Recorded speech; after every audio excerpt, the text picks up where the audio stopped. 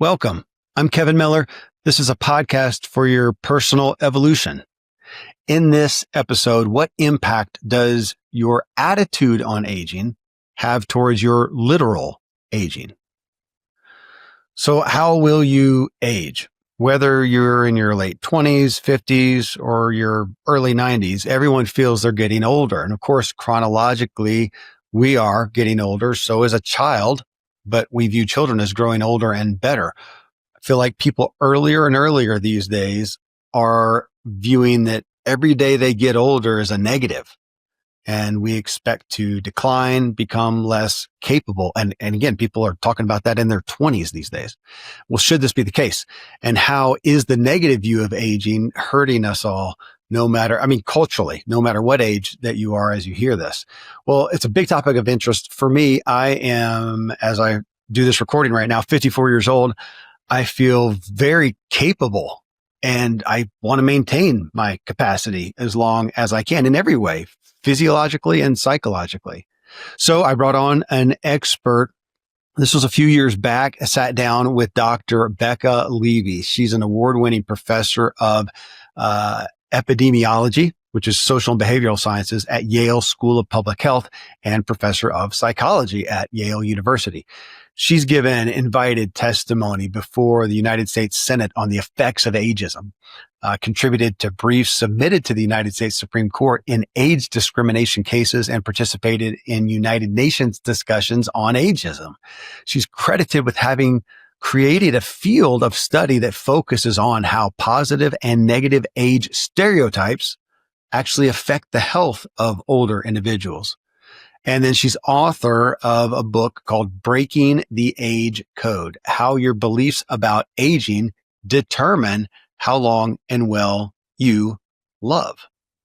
So this, again, very much of interest to me. I want to age well. I want my health span to equal my lifespan. I'm not even as concerned about how long, like living till I'm, 100. But as long as I do live, I want to be functioning and as capable as possible. And as you're about to hear with Becca's study saying my actual attitude towards it, my expectations will significantly impact it. That's what we're going to talk about today. So next up, Dr. Becca Levy and I address this issue on aging. Well, this is the Self-Helpful Podcast. I'm Kevin Miller, and I'm here to help you and me break down self-improvement and personal development so we can understand, digest, and take action on it to improve ourselves, our lives, and the lives of others. Today, I am with Dr. Becca Levy to talk about aging for the purpose of helping you and me, all of us, to age better, assuming we want to, which is where I'm going to start off with this, Becca. But I have been interested in this aspect of aging for a long time. It's a big issue to me. I don't really want to lose capacity anytime soon. So that's why Becca is on the show with me. Dr. Becca Levy, she's an award-winning Yale professor of psychology and global health. She received her Ph.D. in psychology from Harvard University, held a National Institute on Aging postdoctoral fellowship at the Division of Aging and Department of Social Medicine at Harvard Medical School. She's given invited testimony before the United States Senate on the effects of ageism, contributed to briefs submitted to the United States Supreme Court in age discrimination cases, and participated in the United Nations discussions of ageism. She's credited with creating a field of study that focuses on how positive and negative age stereotypes affect the health of older individuals. And she's the author of Breaking the Age Code, which for you guys watching the video, there it is right there. How Your Beliefs About Aging Determine How Long and Well You Live. And it just came out. That's why you're here. I'm excited. Thank you for taking the time to be with us, Becca. Thank you so much for having me on your show. Well, as we were talking about prior to this is a big topic of mine. I turned 51 and I don't feel 51. My biomarkers don't say that I am 51. I'm setting PRs in all my athletic events. And to what you talked about in the book, we get to this age of 50, 60, 70, and we know so much. We have so much more wisdom than we used to. How tragic if we don't have the capacity and the capabilities to walk it out. That's that's such a huge, to me, that's the price of admission right there on your book. Thank you for bringing that to us. And I know that is a primary focus for you. Yeah, so I'm very interested in how to maximize health span as well as lifespan. And I'm really interested in particular in how culture can contribute to improving aging health. Thank you for bringing that out. Health span versus lifespan, because that's the headlines. We see them constantly, and it's somewhere, some media headline talking about the lifespan has risen or increased or whatnot. And I've gotten to the point where I don't really, I'm not as concerned about my lifespan as my health span. I would rather live to 80 with full capacity than live to 100 lingering, as my buddy, Dr. Randy James, talks about. And so that with health span, and do you feel like we've lost that? We've gotten to we're just looking at the number and how long we live and not the quality of life. Yes, I think that that's really important to think about both. And that's something that I have found in my research. Both health span and lifespan seem to be connected to these cultural age beliefs. And so that's something that I've been really thinking about is how can we take advantage of the positive messages about aging that are out there that can benefit health span and lifespan, and how can we try to navigate a world that has a lot of negative messages about aging and try to come out on the other side with the health span and lifespan that benefits us. Yeah. Becca, one of I'm going to call it a concern I have is those of us who are excited about aging well and want to keep capacity as long as we can. It is the assumption somewhat that everybody does. And as I look at even what you talked about in the book, this propensity that we have to minimize old age, ourselves, others, whatever, I'm kind of wondering where do you feel like the impetus is in there? Because I've found some people, and I almost feel like there's a propensity to use it as a cop-out. And do we really want to culture, or maybe that's just a question we need to audit for ourselves. Do we want to age well, and why? Or are we kind of eager to retire and kind of fall out of commission? I think most people do want to age well. I think that that's a desire. I think some cultures better support it than others. But I think one of the messages that I found in my research is that even in a culture that has a lot of negative messaging about aging, there are things that we can do to navigate it and to bring about a better aging process for each individual. So I think most people, one of the things that I know from my research is that these age beliefs can operate without our awareness. So we can take them in implicitly or unconsciously without knowing it. Mm-hmm. So I think sometimes the danger of that is if we take in the messages without knowing it, it's really easy when we face a challenge to blame aging, or blame ourselves rather than think about, well, there could be this, larger structural problem, ageism messages that we're getting in from anti-aging industry and social media, all these places that could actually be contributing to our aging health. So one of the things that I found is really important is to increase our awareness of what's happening. And that in turn can lead to health benefits, if that makes sense. It does. And it almost feels like, as you're talking about it, there's a polarization because we have over here on the, the health and wellness, and I'll add in, beauty type industry of trying to defy age and doing everything that you can so that at 70 years old, you look like you're 30, and this massive effort. And then over here, a great mass of the culture who's just seems more willing and accepting, or maybe just submitting because they accept it, to really decline quickly, and feels like you're trying to bring us into a healthy balance. Is that fair?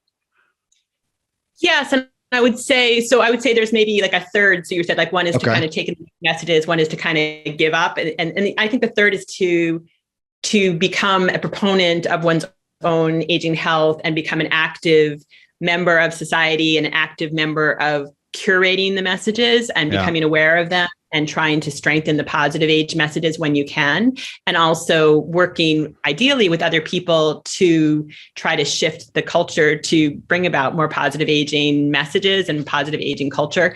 But until that happens, I think it's really important to think about the tools that an individual can take on to try to strengthen the positive age beliefs in their own life. And that feels like a big step right there. So for everybody listening, me included, I mean, have we ever sat down and said, what do I want me to look like, feel like, be able to do at age, whatever, depending on where you are, what you think is old, at age 40, at age 50, at age 70 and 80, and really consider that. I was inspired. My dad had a little bit of a health crisis a few years ago and got some significant help, really kind of a new lease on life. And I'll say this, but most people who know my show know Dr. Randy James. He's my buddy, my business partner, and he's a functional medicine expert. My dad worked with him, really did a big turnaround. And at 72, I think, he sent us a text. He says, man, I am excitedly planning out the next 20 years of my life. And he's an author, Becca. He's an author, real well-known guy, Dan Miller. And that was inspiring. And yet he also shared that can almost be a feeling in that realm of isolation because it's not generally the direction his peers are going. So what's the pressure like in that regards? If we're looking at, we're going to buck the norm and be capable, you may end up a little as isolated, a fair word, possibly. Mm-hmm. Well, yeah. So that's a great story, and it can be, and that's great, very inspiring that to have that as an example to think about. And so I think there are a growing number of people who are aging with these really wonderful agendas going forward. So I think part of it is to find ways to connect to people around common, meaningful activities. And but yes, I think one of the things that I write about in Breaking the Age Code is that at any age, something that we can do is we can develop what's called a portfolio of diverse positive images. And what this involves is coming up with, say, 5 or so older people that come to mind when you think about older people. And ideally, some are from your own life. There could be your grandfather, could be great aunt. Some of them could be from the general culture. So this could be from leading scientific figures, or could be leading historical figures, leading people in current events. And the idea is to come up with, say, 5 or 6 people, and then for each person, try to think about a quality about them that you particularly admire and would like to strengthen in yourself.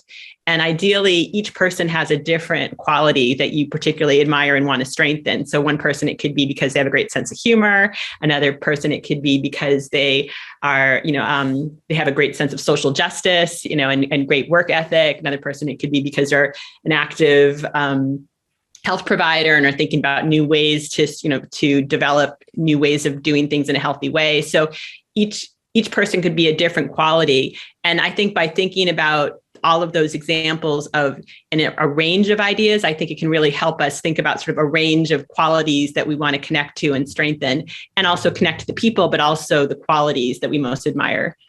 Well, it's interesting because when I think of age, as such an athletic person, I have been all my life, I tend to think of it in regards to that. But you right there bring me to thinking about the intellectual qualities so much. When I look at older people, I often do admire and right as you were talking, I thought peace, their wisdom, their insight, their lightheartedness, their ability to, take things well. Now I say that, and of course, there's going to be people who hear this who have, if it's fair to say, elderly people, in their life who are not that.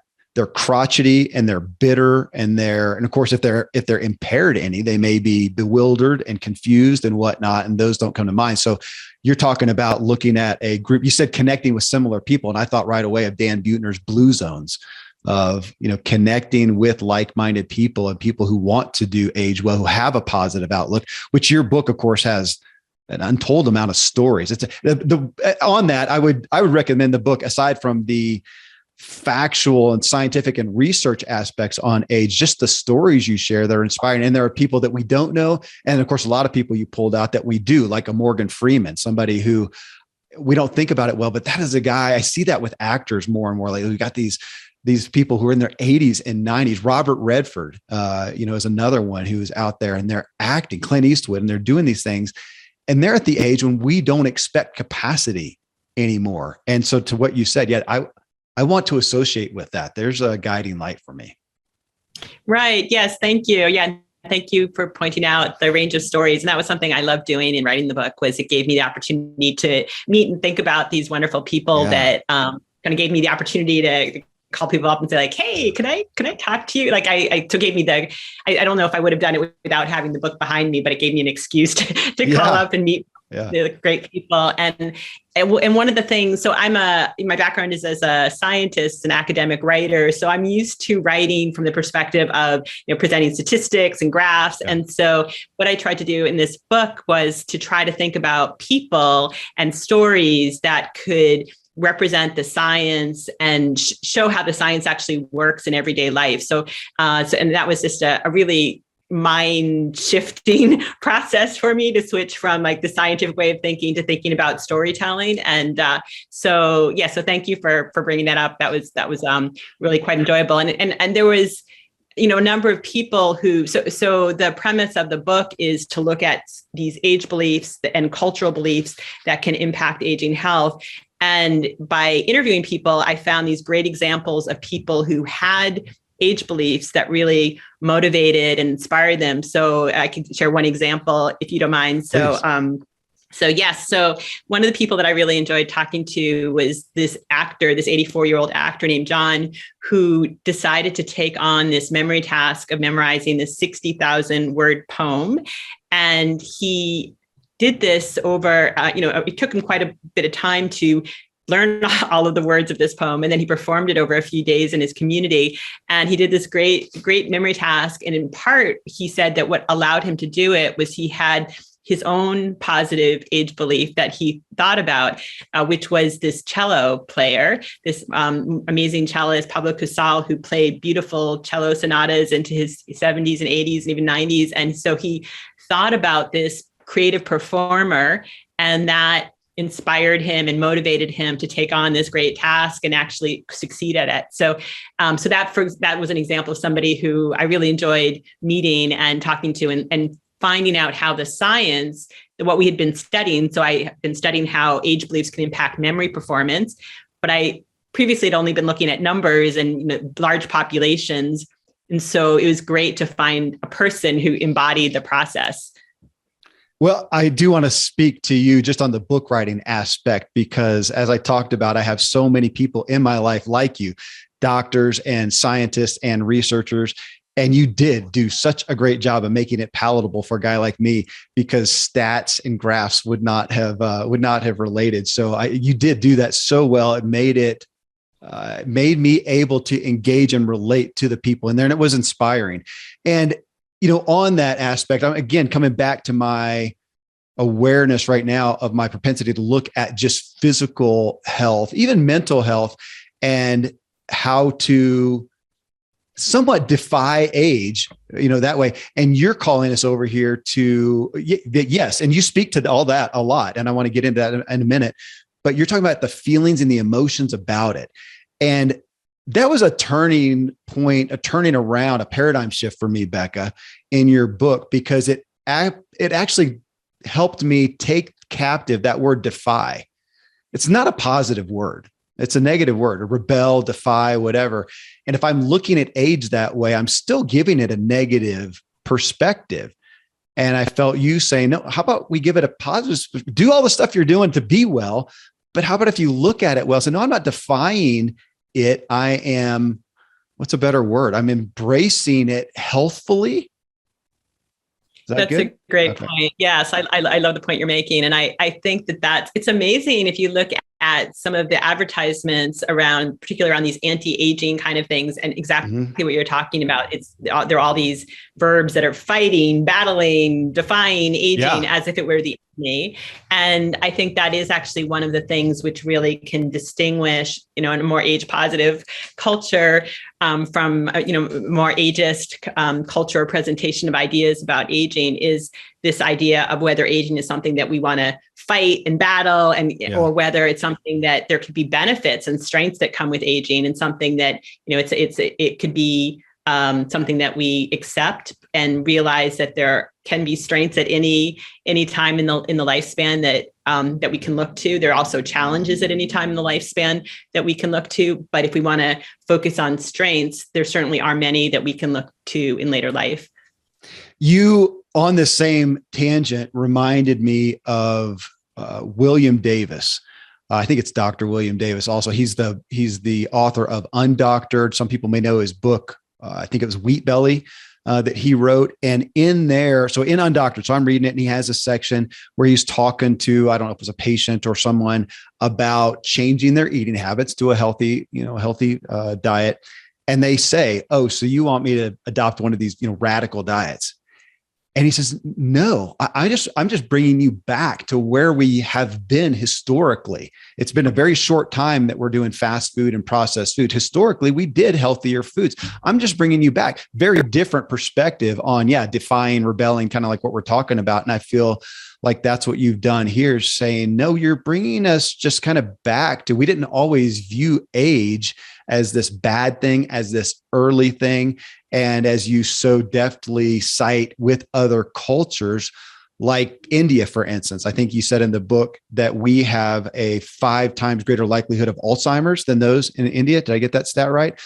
And they also have a very, as what you said, a very positive perspective on aging. And I think, again, so we're talking about this, or you're speaking against this, really a very short time where we've acted or felt or perceived age in this negative way.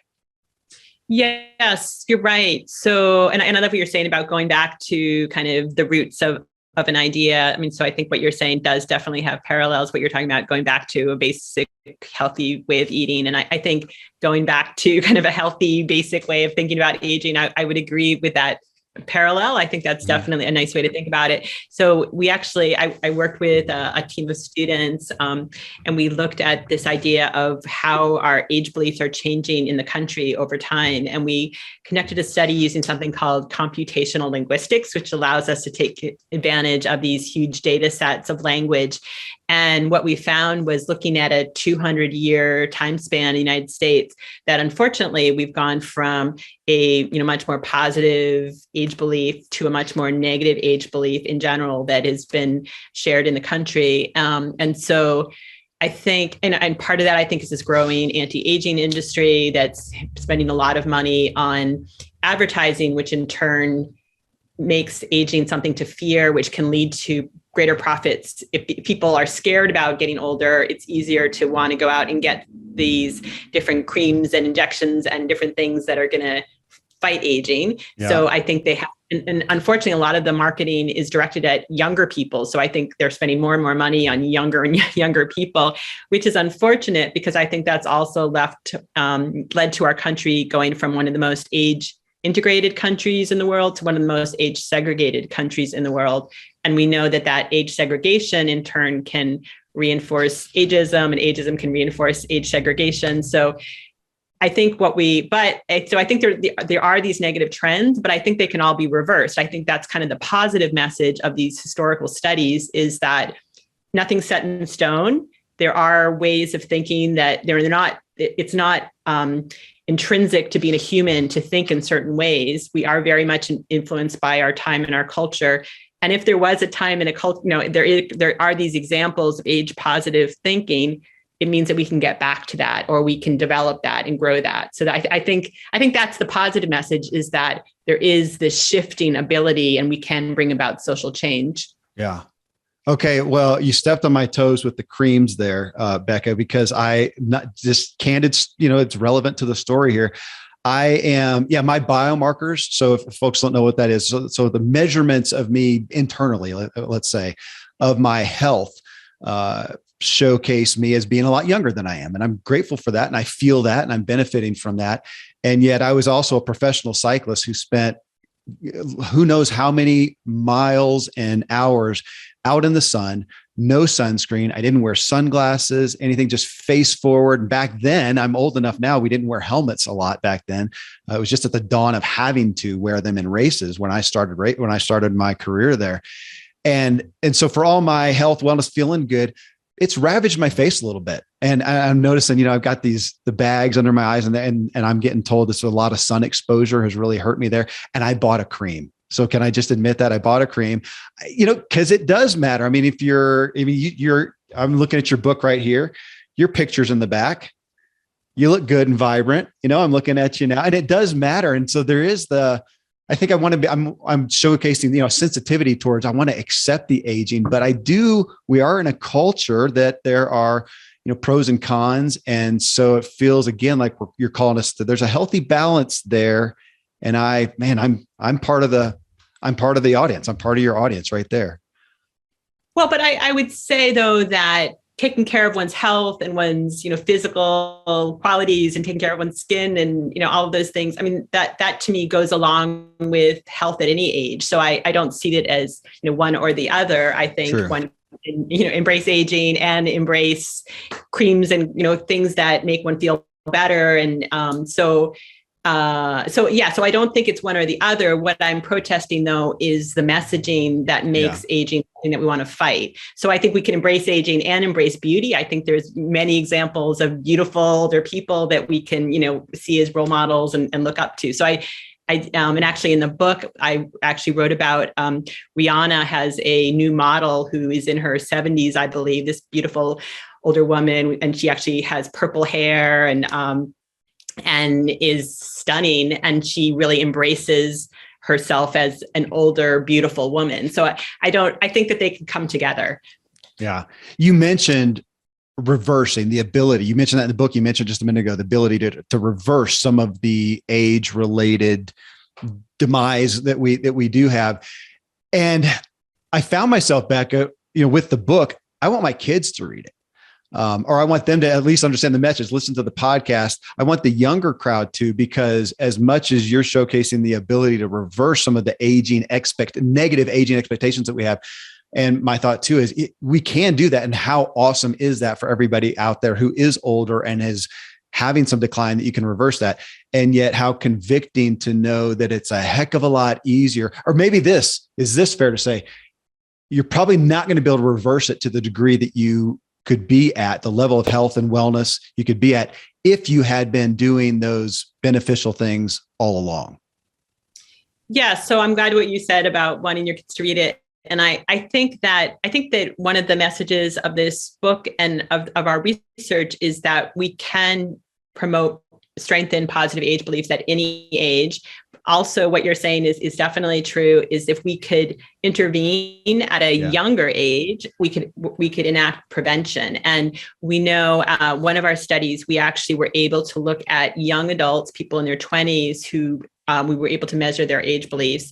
And what we found was that their age beliefs impacted their likelihood of having a cardiovascular event when they turned age 60. So if at age 20, they were able to take in more positive age beliefs, when they turned 60, they were 40% less likely to have a cardiovascular event. So even though it didn't immediately have an impact on their aging health, it had an impact on their future aging self or future aging health, which I think suggests that if we could intervene at a young age, and even we know also from the research that children as young as age 3 have already taken in their age beliefs of their culture. So if we could intervene even at that young age, in kindergarten, preschool, in elementary school, and reinforce and present positive images of aging and try to help people have the skills to question some of the negative age messaging, we know that is likely to have health benefits as they get older, many years down the line, and also can have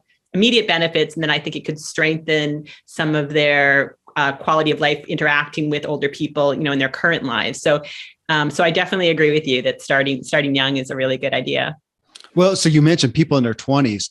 I have a son, Caleb. He's 26 years old, and he recently moved to Florida. He's working at a big hospital, really, really great place. However, he grew up out here with a dad like me. His mom is very similar. She does not look the age that you would expect, look the way that you expect her to. And he's been in somewhat of a blue zone, a bubble, really. My friends, our family members I'm fortunate that it is a blue zone of people who are living well and enjoying life, and they look different, and they're not just accepting the cultural age deficiencies. So he's seen that. Now he goes out there and he's in the hospital, which we know those are not often the healthiest places, even amongst the providers sometimes. And he is consistently connecting with me. It's really increased his own passion for this message, Becca, because he says, I'm blown away. I got people my age, Dad, 25, 30 years old, and they're already talking about the things they used to be able to do that they can't do anymore. And it really kind of blew his mind at first, because he's used to me. I mean, I'm 51. I say, hey, man, I set another PR and I did a race and whatever. And that's his context. And now he's got people half my age already lessening themselves. And it comes back. And I mentioned this a little bit at the beginning of the show. And I'm just wondering about the behavioral psychology behind it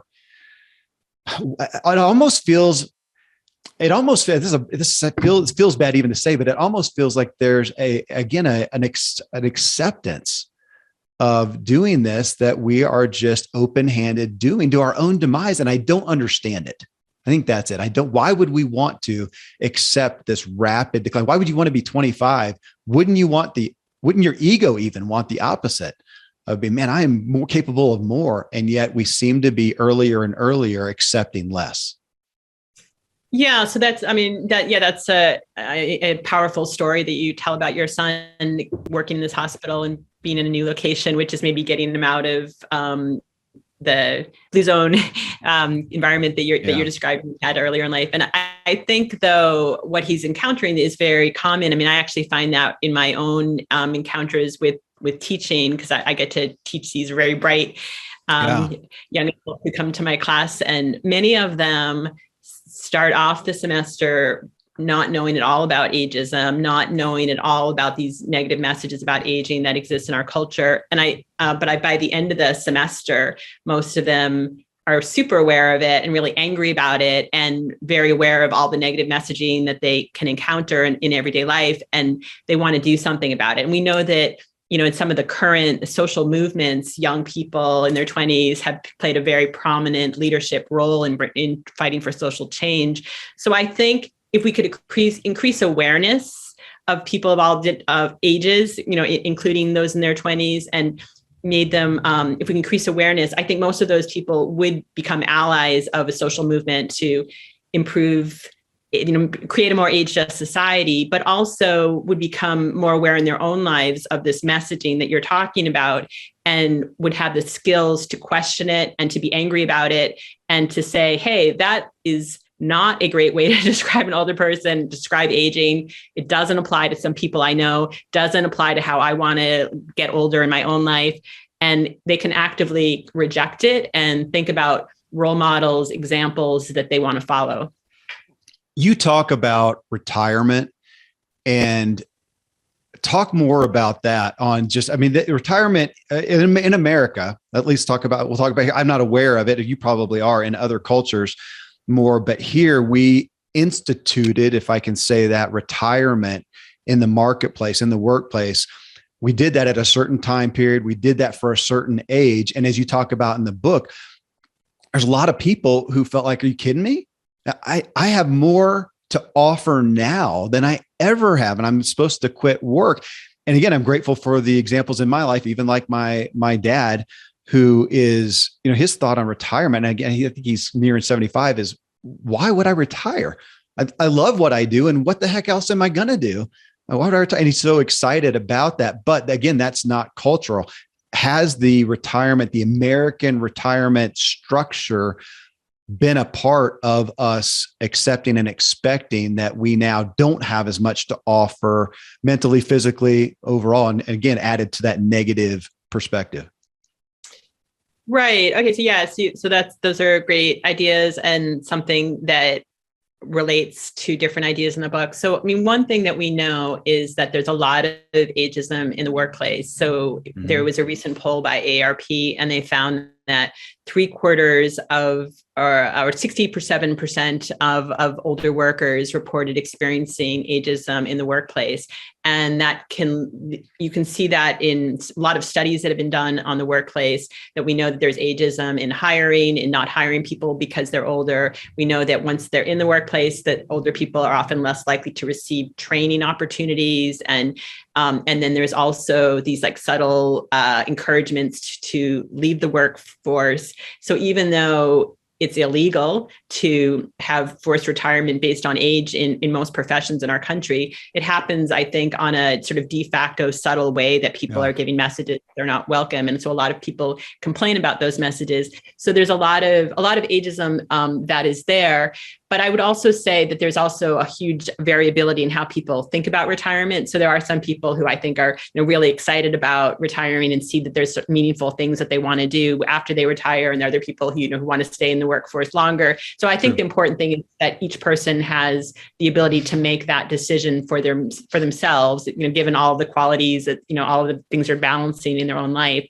And it shouldn't be because of ageism in the workplace that's forcing people to go one way or the other. It should be because people have personally decided that's where they are in their life. Well, and a point taken on that too, because as much as I can't conceive of, I want to be as able as I can for as long as I can, because I'm never going to get through my to-do list and my desires of things I want to do. But if I wasn't working, if I retired, didn't need to anymore, I could probably map out a plan to mountain bike the best trails on every continent over the rest of my life, or do some fun things like that outside of just work. But tell me about your thoughts on where, maybe in the same frame of just our expectations, like retirement, that's a certain age, we just don't have as much to offer and we're going to kind of decline and go off. That with genetics, we tend to look at that as something that we don't have control of. And it's kind of the luck of the draw. I'm stating my concern. Do we look at genetics, and that's what's going to dictate our ability, capacity in later life, and we don't embrace as much our ability to alter that? Yeah, so I'm glad that you brought that up. And I think that is a common way of thinking, that genetics determine many aspects of health span and lifespan. But we know that from research, only 25% of lifespan is determined by genetics. So that means 75% is due to a lot of other factors in the environment and psychological factors. And so, for example, we have found that age beliefs, or how a culture gives meaning to age and how we take in those age messages and how we change those age messages when needed, that we know that can also contribute to these different kinds of health outcomes. So we actually had one study that we conducted that's very relevant to what you're just talking about. So I was interested in looking at people who are born with a risky gene for Alzheimer's. Yep. And I was wondering whether even in this risky gene group, people who are born with a genetic variant called ApoE4, which makes them at higher risk for developing dementia and Alzheimer's, I was interested in whether even in this group, if they took on positive age beliefs, if they strengthened positive age beliefs in their own lives, could that show that they have a lower risk of developing dementia and Alzheimer's? And that's exactly what we found. We found that even in this high risk genetic group, those who were able to strengthen positive age beliefs, they had a significantly reduced risk of developing Alzheimer's and dementia. And it was actually, if they took on the positive age beliefs, their risk was as low as somebody who isn't born with the risky gene. So I thought that was really a hopeful message, that there is room for developing and strengthening these positive age beliefs, regardless of genetics. Yeah, I mentioned Dan Buettner's Blue Zones books. I talk about that so often. And as he went through those cultures, those blue zones around the world where they had the healthiest, and he based that on long lifespan and health span, I don't recall him talking about their attitudes towards it. Maybe he did, and I missed that. But that would be an interesting study on that. Or maybe it's just an expectation. If we go back and read the book, it's been a while since I have, to see that there were also cultures like you're talking about where they just looked positively upon age as well. So just like the Blue Zone, which his point there was, it's not that they are, the benefit isn't in the It is in the things that they do, but the ease is because it's just what they all do. It's just what the culture does. And I bet that those areas too, like I think it was like Okinawa, Japan, was one of those, that's a place where they look with, I think you cite some of that. They would look with reverence upon the elderly, don't they?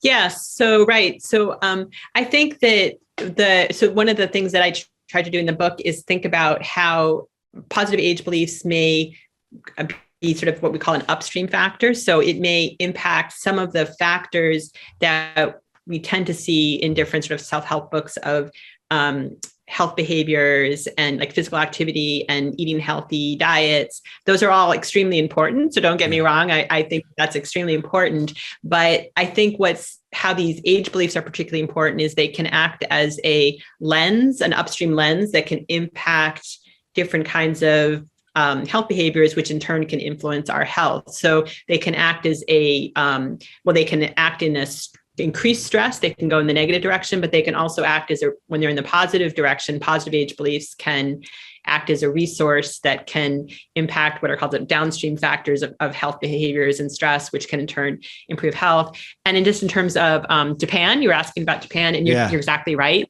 So when actually that's where all of this research began. So when I was in graduate school, I had a fellowship that allowed me to visit Japan. And I went there with the goal of trying to understand why Japan had the longest lifespan in the world. And what I immediately noticed when I arrived is, unlike in the United States, where I was used to seeing a lot of examples of ageism, when I arrived in Japan, I noticed many examples of older people being integrated into the culture and celebrated in the culture. So, for example, there were older people who were celebrated in comic books and in magazines and even on television.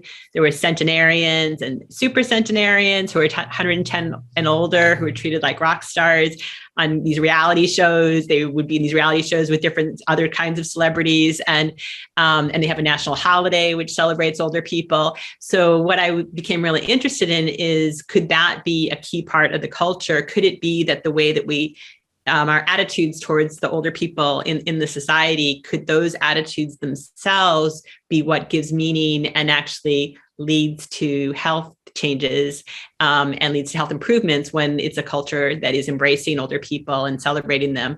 And that led to a series of studies which became the book that I write about, those different studies that actually document how that can happen, how these age beliefs can actually impact our health. It is interesting looking at the media, which we are as much as ever media run culture, that how seldom, I was sitting here as you were talking about the other cultures where they elevate the elderly, to use that word, and how seldom we see it, at least here in America, with a positive perspective on age. Even if we look at movies and shows and whatnot, the ones I was trying to think of usually show some interesting character, but it is kind of an old crotchety person or something like that. Every once in a while, you'll see maybe an action adventure thing with an older actor, usually a male actor I'm thinking of. They've done some there where they're maybe with some positivity, but for the most part, we don't have a place for the elderly. We've kind of set them off to the side, and we don't, that word I use, reverence, is a big word. Man, we are not in a place of revering the elderly. If anything, would you say a word is more of just kind of tolerating? Tolerating, but also, unfortunately, in Hollywood and movies, I think there are a lot of examples of terrible characterizations of aging. So there's actually, I haven't seen it yet, but I was on a plane recently and they were showing a movie, I think it's called Old, and it's actually a horror movie that seems to treat aging itself as the horrible thing that we want to avoid. So there are a lot of, and there's like the Grouchy Old Men series of movies. I mean, there's just many examples of these terrible portrayals of, or portrayals that are reinforcing the negative messages about aging. But there are some examples of positive portrayals of aging, and in movies and in television. So I think it's, and there's a marketplace for it. I mean, we know there's a lot of older viewers and people of all ages that would enjoy positive portrayals. In fact, one of the examples that I think is good to think about is the movie. I don't know if you saw Up but the cartoon, right? And so I heard that they had a lot of trouble making the movie, that they thought because it had this, positive older character as one of the leads, that nobody would go to see it. And after the creators convinced the movie houses to stand behind it and see what would happen, and it ended up being one of the most profitable movies that they had created and put out there. People just flocked to see it, and it became very popular. So I think that showed that there was a lot of hesitancy to feature this positive older role model and this intergenerational relationship, and it ended up being really embraced and incredibly profitable. So I think even though there's this hesitancy to go in that direction, I think there's many benefits, both for profits, but also for society. I hope you spawn some more. Yeah, I didn't think about that movie. We watched it. It was great. And you're right. Totally very good depiction, positive depiction of somebody who is older. You mentioned again, you keep saying that, the positive portrayal, and I'm just convicted. I'll be talking about this more about, my own perspective has been defying, and how that is still not a positive portrayal. And, to what you said a minute ago too, with the attitudes we have, I was hearing you talk in my paraphrasing of attitudes, not verse, but attitudes and actions. And you're kind of, it almost felt like you were saying they do, one begets the other. I mean, so if you do have a better attitude, you are by proxy going to probably make better health decisions, and the actions are going to come. You're not out here calling for everybody, hey, just where you are right now, don't stop doing anything, or just go along like you are, but just think better about your aging. What you are, to a degree, just that alone is going to give you a significant increase. Now, generally though, when you do that, you are going to, by nature, also make some healthier decisions. It's probably going to propel you there. And so we're going to hold those both in balance. Yes. Yes, true. Yes. I would say, so I agree with everything you said, but I would say though, in addition, it's not necessarily an easy thing to just switch our thinking. I think it involves, so actually in the book, I present a method called the ABC method of strengthening positive age beliefs. And the idea is that there are, and I present about 14 evidence-based tools that people can use to try to strengthen positive age beliefs and reduce the negative age beliefs.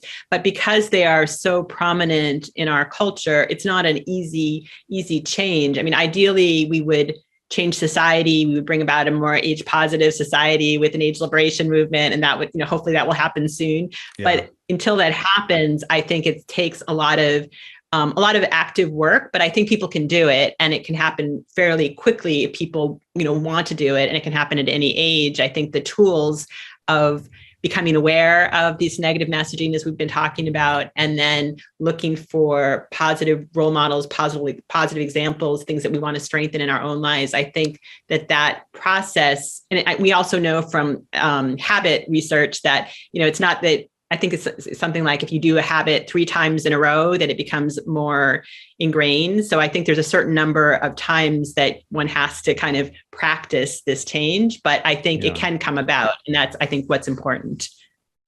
Well, it is so convicting as I was to say as a parent, but let's just say as an influencer, regardless of who it is you're influencing, to realize that I am giving my kids a positive or negative perspective on ageism. And I'm going to be talking to them about, hey guys, I thought I have been. I think I have been. Of course I have. But my aspect of defying, that's not necessarily positive, as Dr. Becca Levy would tell us, and start altering that a little bit, because we've been talking about it recently. I've got kids I've got how many in cars now? I don't know. We keep buying, it seems like we're buying another car every 3 months or so, and looking at that. And they, of course, want me to help them. And they're looking at the year, they're looking at the miles, and they're looking at these things. And of course, I have to say, okay, the year matters. How old it is, it does matter. The miles do matter, but the wear and tear and the use of it matters just as well. We've gotten some incredible cars that are older with high miles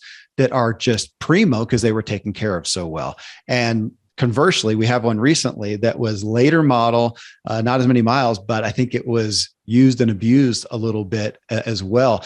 And that also kind of puts that whole age aspect on its head of just because you're a certain age does not dictate. Now you said 25% is related to, you're going to give like a genetic set point to a degree, then is it fair to ask you of, now we're looking at your, I don't know a better word than your wear and tear, the use of yourself is I don't know if we can put a percentage to it, but why are we not taking that into context as opposed to, no, you're this age, this is what you should expect? Right. Okay. So yeah, I think you're right. And that's a great point. So that there can be experience and advantages that come with that experience. And there can be sort of disadvantages of that come with a younger car, if we want to use that analogy, right, that isn't making good choices. And so, so I think you're completely right that it's important to separate that and not, I think that there is the tendency to, when we get this negative messaging from the culture that, aging is something we want to avoid, that it's something that's bad. I think it's really easy to look at some of the examples where there's been, as you say, misuse of the experience of the car over time, and right, see that is sort of exemplifying all aging. But we know as you get older, we get more and more different. The heterogeneity actually increases as we get older. And so I think one thing that's really valuable to think about is if we look at the whole heterogeneity of something like in biking, I'm sure there's many different bikers of the same age who are doing very different types of biking, right, and kind of very different types of challenges. But if we look at some of the people that are in the half that are really finding ways to excel and grow, that shows that there's room to grow, that there's nothing that's intrinsic about how people are actually going to go forward. So I think looking at that whole diversity and range can be really, I think, eye-opening to think about, these are all the qualities that are out there, and this is all the range that can exist in later life. You give a lot of attention in the book to memory. And that's got to be one of the hottest topics with aging, it seems like. And when we get into cognitive decline and dementia and Alzheimer's and whatnot, is memory. And again, our expectations. So here, I don't know if I've talked with this more than, there was one person that kind of came to mind with one of my kids. And it was the idea of me not remembering something, which I do a lot. Kind of like the absent-minded professor. But at some point it hit me, Becca, and I'll see how you relate to this. And I thought, you know what? My kids or somebody else may have X amount of things to juggle. I enjoy doing a lot of things. I've got multiple businesses. I've got my own interests and hobbies and things that I pursue. I've got a really big family. I've got friends. I've got a lot of endeavors, and the balls I have to juggle, to use that, it's a lot. And so I do forget some, and there's a lot of them I don't even care to remember. I'm focused on the ones that I want, but I bet, and this is where I kind of got on my soapbox, I bet that I am remembering and having good memory with a heck of a lot more than my kid over here who has 3 things to remember on a given day. And do we sometimes, again, is that relevant to age? Of God, the older you are, you've got more things to remember. You're involved in more things. You're doing more things than you were in your youth. And so to not remember something may not be a deficiency. It's just a result of you of honestly, a bigger capacity.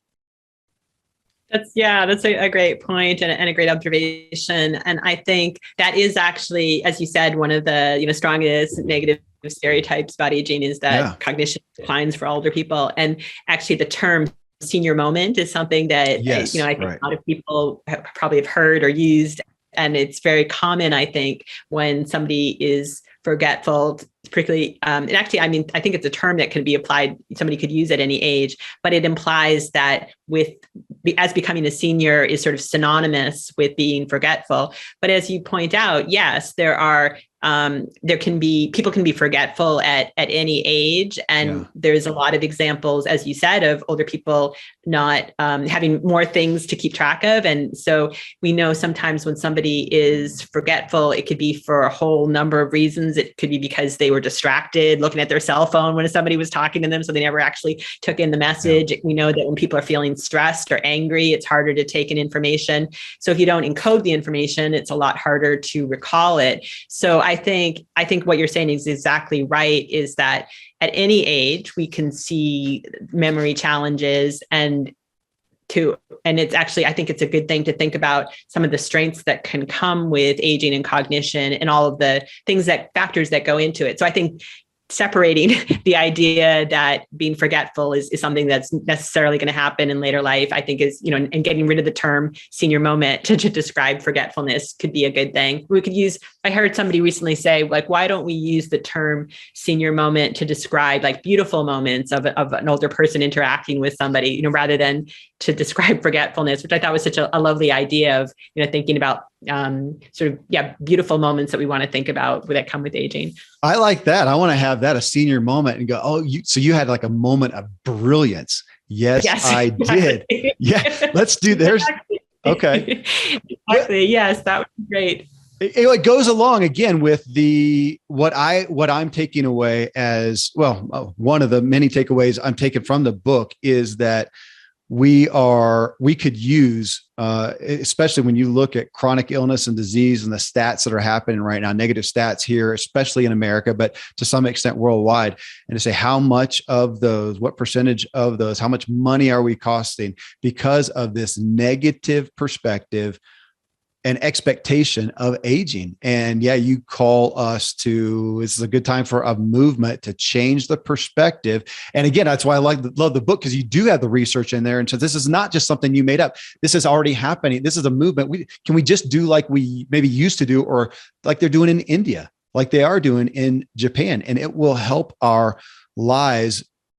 And I do feel like coming down, I'll probably put this in show notes and whatnot for everybody. This is a great time just to come to that audit of what do you want to be? What expectation do you have? Maybe that's it.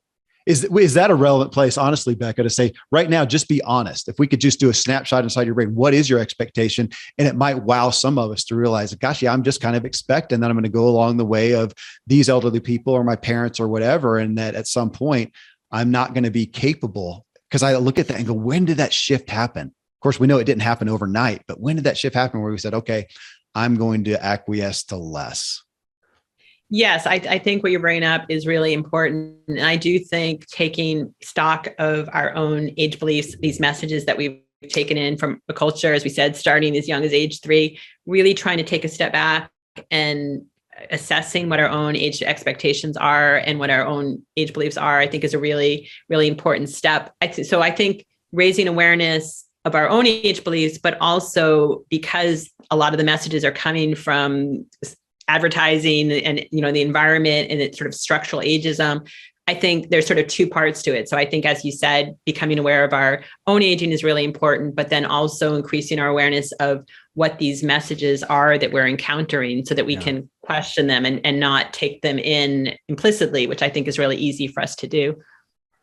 I'm still stuck on the senior moment of brilliance. I mean, because that's just such a hook. That's like the t-shirt that I want to wear as I get older, that I'm not defying age. I'm going to be playing with this for a while, Becca. Well, I should be playing with it for the rest of my life. A perspective on my own aging and how I am looking at that positively. I'm going to go away from the defying it to I am embracing healthful aging. And I think that's a great place. So if you started this out with that, or what are the positive attributes that I want from aging? What are the positive attributes that I revere in those who are healthfully aging and have these good attributes that I want to endeavor towards and look at as my, as my new norm? How's that? Does that say it right? I love that. Yes, I think that's a great way to think about it. And I love the idea of a t-shirt. I'll wear that t-shirt too. Okay. All right. How to frame it, but I think that's a great idea. So I think, switching the language and the thinking behind it and switching the messaging and the culture. So I think those all come together. Okay. All right. Well, we may follow up that. I'm literally now looking at the t-shirt. I'm having a senior moment of absolute brilliance. You need to do that in front of your students. I love that. Hey guys, wait, hold on. I'm having a senior moment of absolute brilliance. Okay. Well, I love that. Yeah. That's good. Again, I think worth the price of admission right there. Well, thank you for the work you've done to bring this book to us, the teaching that you're doing daily. And I think it's worthy of a movement of changing the expectation. I'll be talking about this. I need to talk about this forever as I age. So thank you for helping me age brilliantly, Becca. Thanks for being here. Thank you. Wonderful to talk to you. Thanks for joining us in this discussion. That again is Dr. Becca Levy. And the book that I referenced a lot in our discussion is called Breaking the Age Code: How Your Beliefs About Aging Determine How Long and Well You Love. Thanks for joining me today. Here's to the evolving you. Yeah.